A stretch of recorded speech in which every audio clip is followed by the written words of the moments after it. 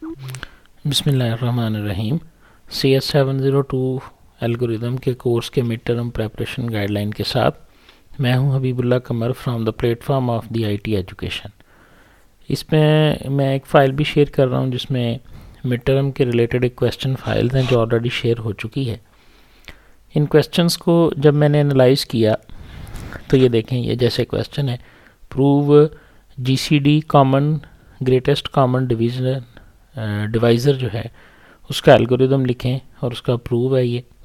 इसी तरह write down the pseudo code of longest common subsequence, write Prim's algorithm and write down shortest path algorithm. तो आपने इसको किस तरह से प्रिपेयर करना है इसके बारे में मैं आपको एक कंप्लीट गाइड प्रोवाइड करना चाहता हूँ। एक तो ये है ना कि आप अपने लेक्चर्स को सुन लें और वहाँ से तैयारी कर लें, लेकिन VU के कोर्सेज़ के अंदर जो है वो थोड़ा सा आपको इससे एक्स्ट्रा चलना पड़ता है। और वो कुछ इस तरह से है कि आप अपना LMS अकाउंट खोलें और उसके अंदर जो भी आपका कोर्स है उसके लेक्चर 1, 2, 3 और उसके सामने लिखा हुआ जो सोर्स है उसको देखें। अब इसमें देखें जी, एक सोर्स तो कॉर्मेन की बुक है, एक नीथ रोजन की डिस्क्रीट मैथमेटिक्स की बुक है जो कि आप देखें mathematical tool logic and proving techniques proves strong mathematical induction. और ये सारी इंडक्शन का टॉपिक, आपका लॉजिक का टॉपिक, आपका सेट्स का टॉपिक और प्रूफ का टॉपिक जो है ये उसने नीथ रोजन की बुक में से और कॉर्मेन की बुक में से पढ़ाया है। फिर इसका मतलब क्या हुआ, रिकर्जन रिलेशन और मैथमेटिकल मॉडलिंग उसने पढ़ाई है ब्रेसर्ड एंड ब्रैटले की बुक में से। बाकी सारे का सारा कोर्स जो है वो कॉर्मेन से है और आप देखें कि ये ब्रेसर्ड एंड ब्रैटले की बुक में से है। आपका जो CS702 का कोड है, ये इसमें जो क्वेश्चन आएंगे वो कुछ 4 तरह के क्वेश्चंस होंगे। एक तो इसमें शैडो कोड आएगा, pseudo codes of the algorithms, algorithms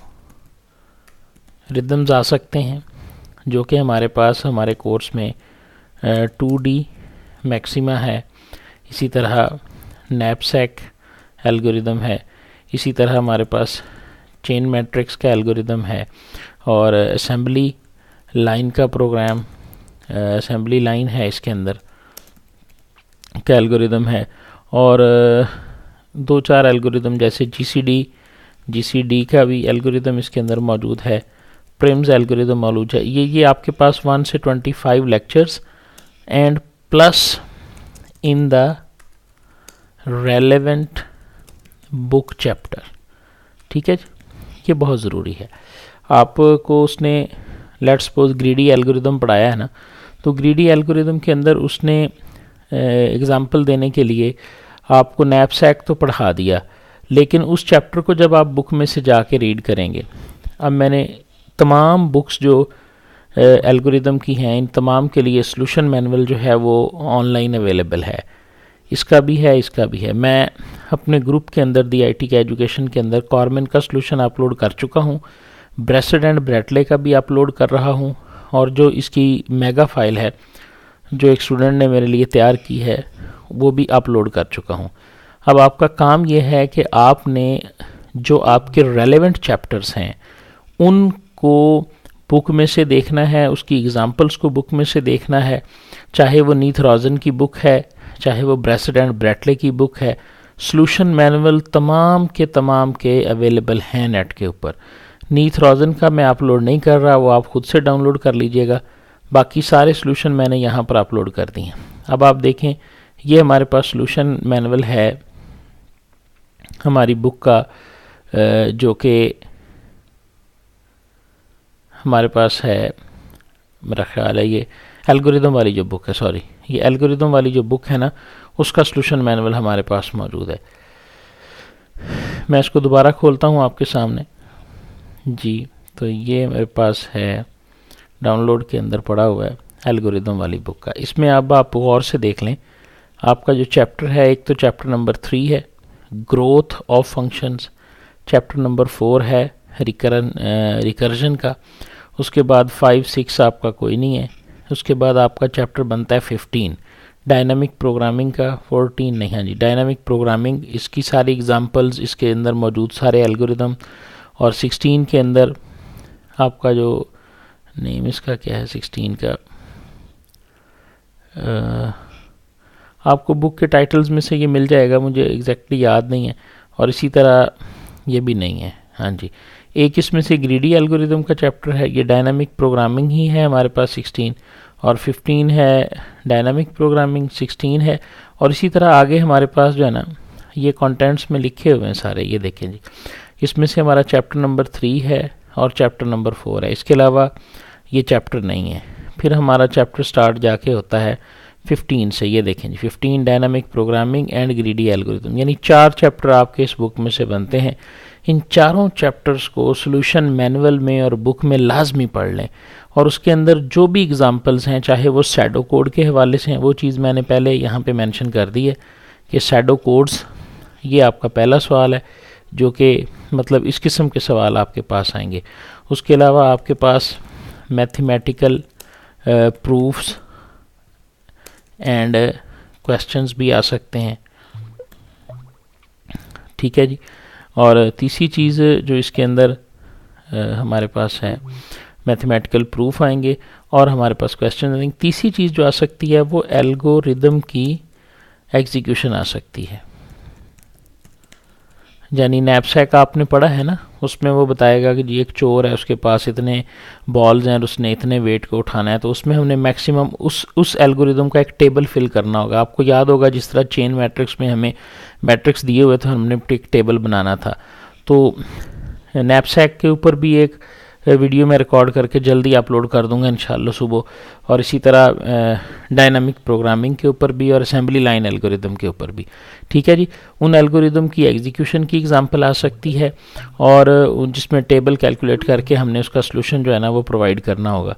यानी ये 3 किस्म के सवाल, शैडो एल्गोरिदम्स आ सकते हैं, मैथमेटिकल प्रूफ्स आ सकते हैं और सेट आ सकते हैं। अगर आप मैथमेटिकल प्रूफ में जाएँ तो आपके पास जो टॉपिक्स हैं वो मैं दोबारा से लिख दूँ, मैथमेटिकल इंडक्शन है, ठीक है जी, इसी तरह लॉजिक है, इसी तरह सेट है, इसी तरह फाइबोनेकी सीरीज़ है, इसके ऊपर मैंने लेक्चर दे चुका हूँ, ठीक है जी। और रिकर्जन है, ये आपके मैथमेटिकल टॉपिक हैं। हाँ, सीरीज़ भी इसके अंदर शामिल है, उसको भी ना भूलिएगा, जिसमें समेशन वगैरह और ये वो, और ये सारी चीज़ें दो जगह से उसने पढ़ाई हैं। एक उसने नीथ रॉजन की बुक में से, ये देखें ये नीथ रॉजन है और कॉर्मन है और ब्रेसर्ड है और ब्रैटले है। जब आप इस सॉल्यूशन मैनुअल को देखेंगे और इस मेगा फाइल को देखेंगे जिसके अंदर, और एक और मेगा फाइल में अपलोड कर दूंगा जिसमें मिड टर्म का जिक्र है, तो आप देखेंगे कि ये सारे प्रोग्राम्स और सारे सॉल्यूशंस जो हैं ये आपको इन तीनों बुक्स के सॉल्यूशन मैनुअल्स में मिलेंगे। इसमें से ये ग्रेसर्ड का ये भी मैं अपलोड कर दूंगा, और ये मैं ऑलरेडी अपलोड कर चुका हूँ। तीसरा सॉल्यूशन आपने नीथ रॉजन का जो है वो खुद से फाइंड आउट कर लेना है, और अगर किसी को मिल जाए तो वो भी काइंडली ग्रुप के अंदर जो है ना वो अपलोड कर देगा। तो इन 3 चीज़ों से आप बेस्ट प्रिपरेशन कर सकते हैं अपने एल्गोरिदम के कोर्स की। एल्गोरिदम को समझने में, इनकी एग्जीक्यूशन में जो भी प्रॉब्लम आएगी उसके लिए मैं कोशिश कर रहा हूँ कि इसकी वीडियोस जो हैं वो जल्द बना दूं, और बाकी जितने भी दोस्त हैं उनके जितने भी कोर्सेज़ हैं उनके लिए एक जो कॉमन टिप जो है किसी भी प्रेपरेशन के लिए वो ये है जी कि लुक एट द ओवरव्यू, ठीक है, find the book in soft copy and then find the solution manual, ठीक हो गया जी, ओके जी। मार्क द चैप्टर्स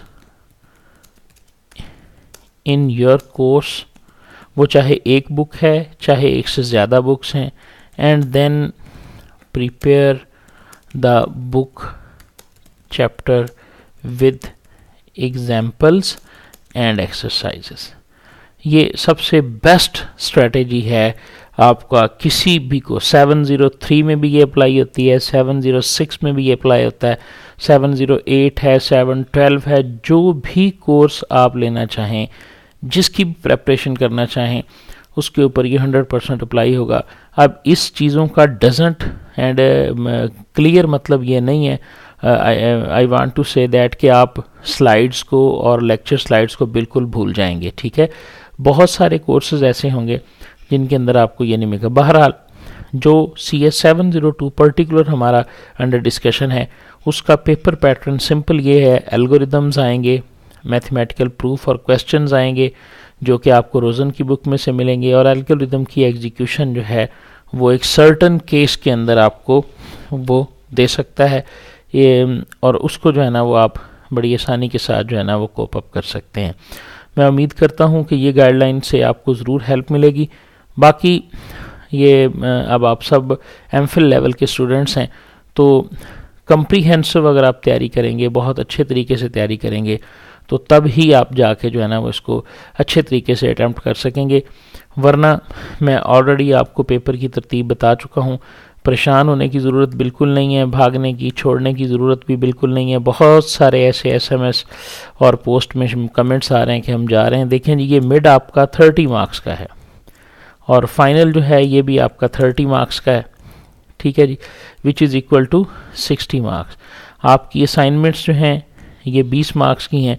अगर आप असाइनमेंट्स कंप्लीट करते हैं और उसमें से आप 16 मार्क्स हासिल कर लेते हैं, इसी तरह आपका जो पेपर है वो भी 20 मार्क्स का है, उसमें से भी अगर आप 16 हासिल कर लेते हैं, now you got 32 marks, okay. And even अगर आप इस जो मिड और फाइनल के 60 हैं उसमें से 30 भी लेते हैं, तो आप देखें कि आपका टोटल स्कोर 62 हो जाएगा, और रिलेटिव मार्किंग के अंदर जो है वो इंशाल्लाह रिलेटिव मार्किंग के अंदर जो है वो ये वाला आपका स्कोर जो है वो डेफिनेटली ग्रेटर देन इक्वल जो है वो 70 जा सकता है। तो इसलिए किसी भी सूरत में आपको ज़रूरत नहीं है इसको स्किप करने की, छोड़ने की या इससे भागने की ज़रूरत नहीं है। विद मिनिमम एफर्ट जो है वो आप देखें, आपके पास 4 सवाल पेपर में आते हैं, 4 में से अगर आप 2 भी आपको आते हैं तो आप 50% पे तो पहुंच गए ना। हमारा फोकस होगा इन 40 नंबरों पे, जो कि 20 और 20 40 हैं। इनमें से हम मैक्सिमम कोशिश करें जितना भी ले सकते हैं, और इसको लेना मुश्किल नहीं है। इससे पहले भी असाइनमेंट्स में आपकी हेल्प की है और सारा कुछ किया है, इंशाअल्लाह आइंदा भी करते रहेंगे। तो आप DIT एजुकेशन को सब्सक्राइब करते रहें, DIT एजुकेशन के ग्रुप को ज्वाइन करते रहें। एक छोटा सा गिला है आपसे कि आप इन पोस्ट्स को दीगर ग्रुप्स के अंदर शेयर नहीं करते। मैं सिंगल हैंडेड इस ग्रुप को चला रहा हूं आप लोगों की एफर्ट्स और कमेंट्स के ऊपर, तो आप काइंडली इस जो भी पोस्ट होती है इसको मैक्सिमम शेयर करें ताकि ज़्यादा से ज़्यादा लोग जो हैं वो इससे फ़ायदा उठा सकें। अभी तक बहुत सारे दोस्त ऐसे हैं कि जो दूसरे ग्रुप्स में मौजूद हैं, उनको इनका इल्म नहीं है, तो वो वहाँ पर परेशान बैठे हुए हैं। तो मेरे लिए ये पॉसिबल नहीं है कि मैं सारे ग्रुप्स में जाकर पोस्ट को शेयर कर सकूं। आपसे ये रिक्वेस्ट है कि आप इन पोस्ट्स को और इन वीडियोस को जितना शेयर कर सकते हैं वो करें। Thank you very much and best of luck for CS 702 and CS 701. Thank you very much.